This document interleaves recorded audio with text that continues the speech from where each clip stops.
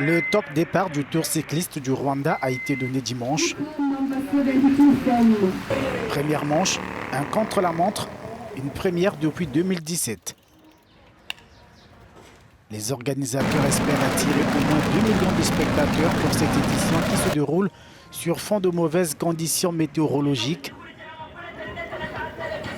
Une météo déjà redoutée par les cyclistes. Cette première étape a été très difficile à cause de la pluie. Quand il y a trop de pluie, la route est glissante. Donc c'était difficile pour moi car je n'ai pas remarqué mes erreurs sur la route. Aujourd'hui c'est la première étape, demain ce sera une autre. Donc je vais essayer de gagner demain.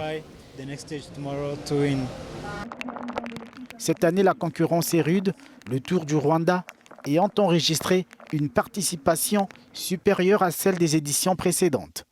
Une bonne nouvelle pour les organisateurs dans la perspective des championnats du monde de 2025. Ce Tour du Rwanda est une répétition pour 2025. Nous essayons de voir ce qui peut être amélioré avec les équipes techniques de l'Union cycliste internationale et d'autres experts dans le domaine. Je pense que 2025 sera un succès pour le Rwanda et un succès pour le cyclisme mondial. Nous avons 4 nouvelles équipes et nous espérons qu'elles seront plus nombreuses l'année prochaine. Les coureurs aiment le Rwanda, les équipes aiment le Rwanda.